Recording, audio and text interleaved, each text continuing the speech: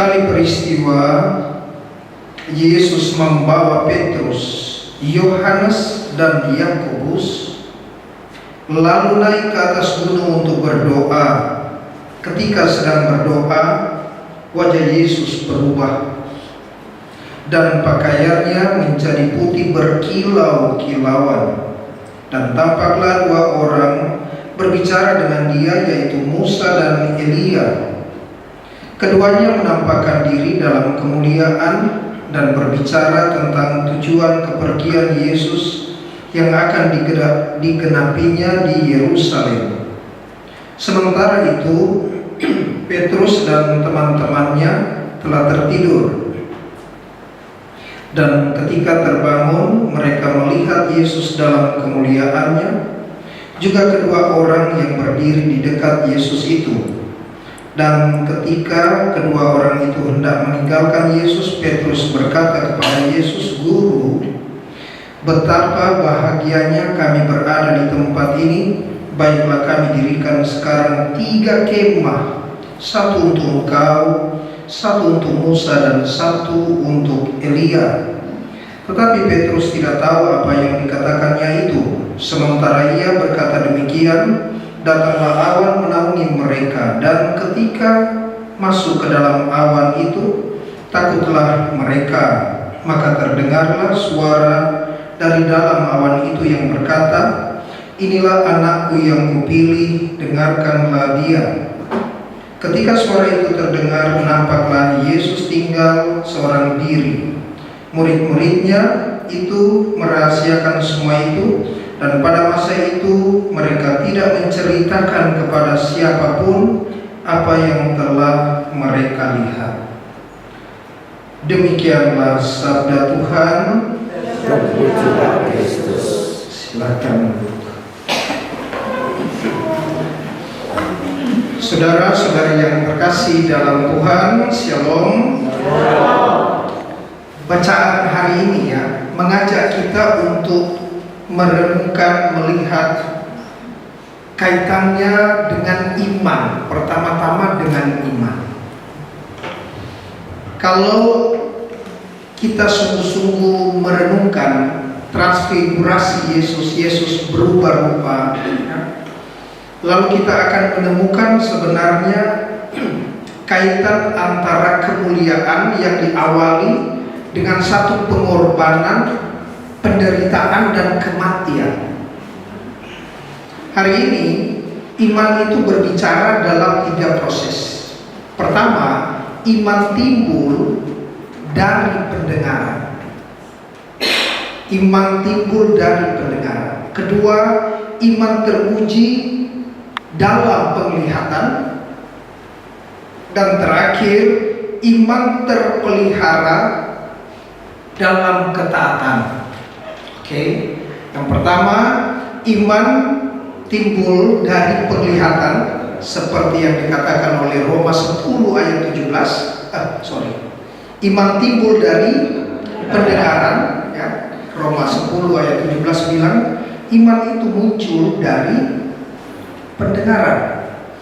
Dan kedua, iman teruji dalam penglihatan, bahwa Thomas, berbahagialah kau Thomas, karena engkau melihat maka engkau percaya, tapi berbahagialah mereka yang tidak melihat namun percaya. Dan terakhir, iman terpelihara melalui ketaatan.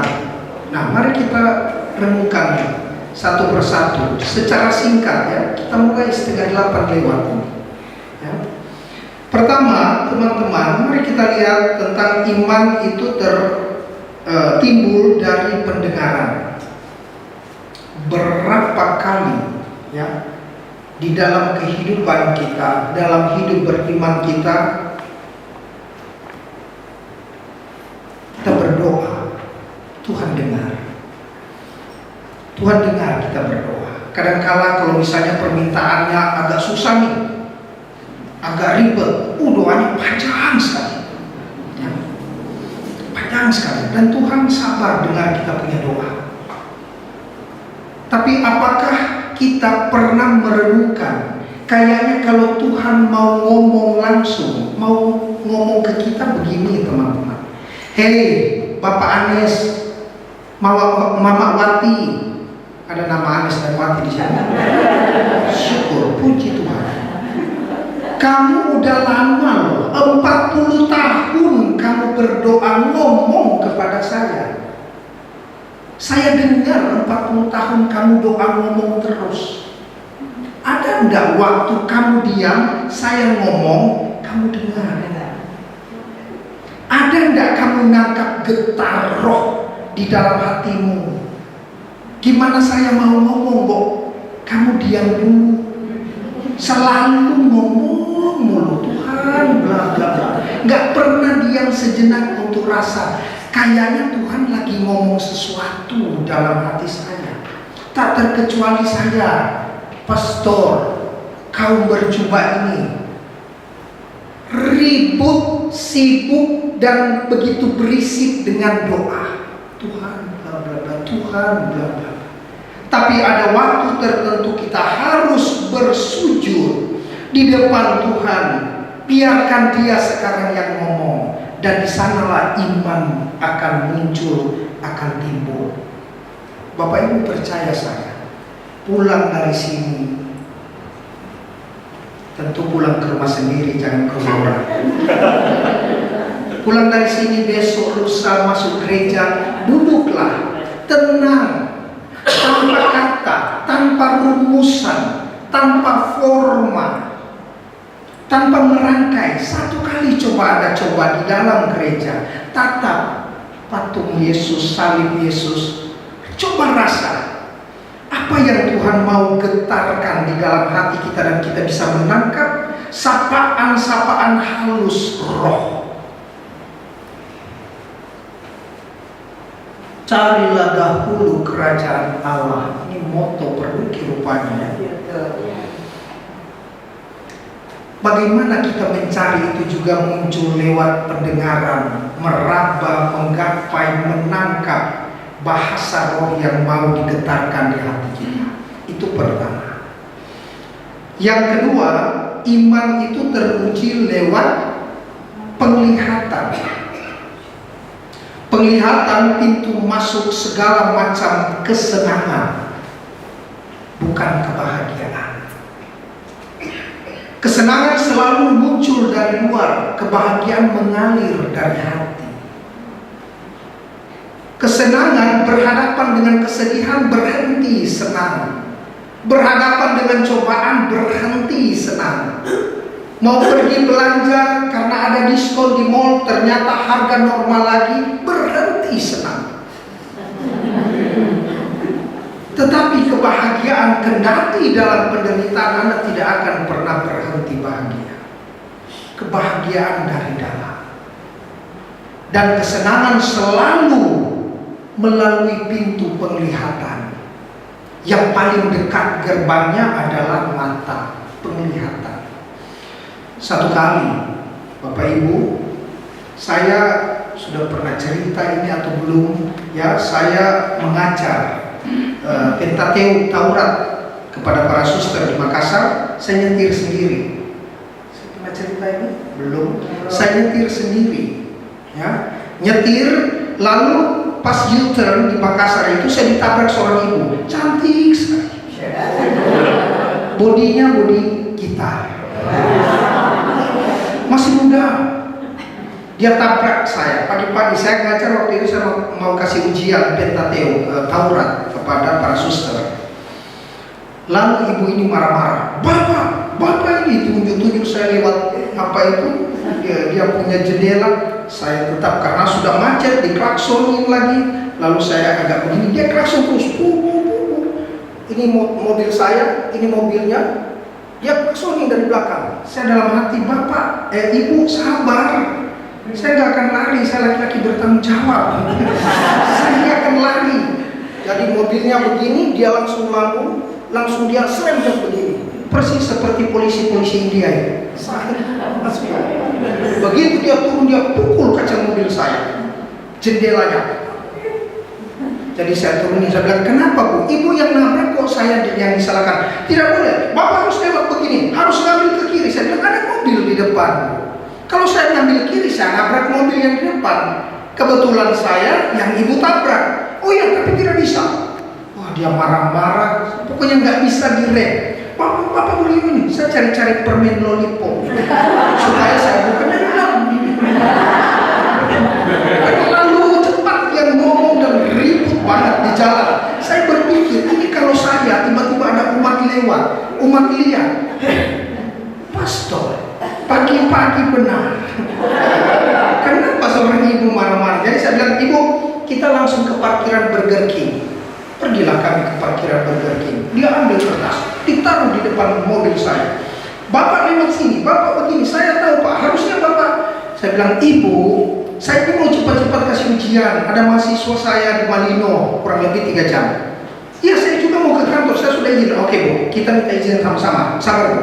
Saya WA ke suster kepala, ini gak jadi ya ujian, saya kecelakaan. Kecelakaan? Iya sabar, saya lagi tangani. Setelah itu dia juga mungkin sudah kasih informasi ke sana. Lalu dia bilang, Bapak harus ganti saya. Ya, dua-dua. Satu ibu nabrak, masa saya ganti? Saya punya juga penyok. Ya? Saya bilang gini aja Bu, Ibu punya klaim kebenaran sendiri, saya juga punya dong. Ada CCTV, kita ke kantor polisi. Dia, Pak, Bapak punya mobil bagus, besar, kuat, saya punya mobil hanya kecil. Saya bilang bukan mobil saya, mobil kantor. Saya harus bilang kantor supaya dia tidak tahu saya rombong. Iya Pak, ini kalau saya pulang, saya punya suami akan marah-marah, bahkan dia akan ceraikan. Terengil dong saya. Saya bilang, oke Bu, mari kita ke teras Burger King. Saya panggil, saya suruh duduk, itu duduk di sini. Saya pesan 2 paket. Kurang baik apa promosinya? Dia tabrak, saya pesan 2 paket. Pergi saya pesan, ya. Begitu saya bawa datang, begitu di depan dia nengok saya dan bilang dalam logat Makassar, ini di Makassar, dia bilang, artinya begini, pastornya. Lalu saya mengganggu. Dan dia nanya, pastor, minta maaf pastor, saya TK di TK suster, SD di SD suster. Saya Protestan pastor, tapi saya sekolah semua sampai universitas di suster. Dan saya sempat juga kerja di rumah sakit setelah hari suster. Saya dalam hati, siapa direktur rumah sakit ini? Ya, saya mau suruh pecat ini. Dan sebelum niat jahat saya muncul, dia bilang, tapi saya sudah resign pastor, saya kerja di traktor, apa namanya yang eksavator yang kuning-kuning itu, Komatsu, ya itu, yang di bagian itu. Saya bilang, iya Bu, ya sudah jangan nangis Bu, ayo kita perbaiki. Ibu punya mobil, kita bawa ke bengkel. Saya telepon bendahara paroki, saya telepon ketua dewan untuk, pastor kecelakaan, sudah datang ke lokasi ini, saya serok. Mereka datang bawa mobil ibu ini, saya juga pergi. Karena kebetulan bendaharanya masih ada urusan, dia cepat-cepat juga pergi dan harus diperbaiki 2 hari. Ya. Lalu saya kasih uang sama ibu ini, kompensasi transportasi 200.000. Kenapa 200.000? Karena sisa itu uang di dompet saya. Oh iya, pastor punya mobil tidak diperbaiki? Oh enggak apa-apa. Ibu punya saja yang diperbaiki. Saya punya gampang, mobil paroki, mobil gereja, saya sudah bilang ya. Saya punya enggak apa-apa. Kalau ibu tidak diperbaiki, ibu pulang bisa diceraikan. Kalau saya tidak diperbaiki, pulang aman. Tidak ada yang akan ceraikan saya. Aman Bu, aman. Bapak Ibu, setelah pulang, besoknya dia WA, pagi-pagi dia WA saya, selamat pagi pastor. Pastor, terima kasih untuk perjumpaan. Terima kasih pastor sudah mau bertanggung jawab. Pastor baik. Kira-kira saya jawab enggak?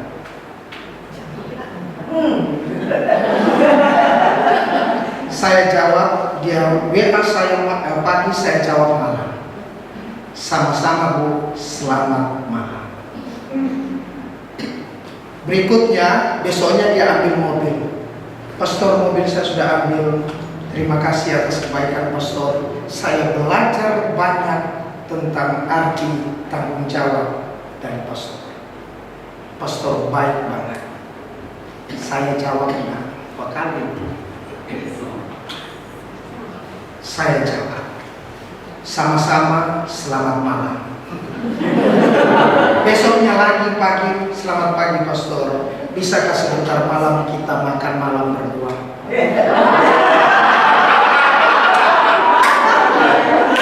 Kira-kira saya jawab. Tolong jangan sok tahu ya.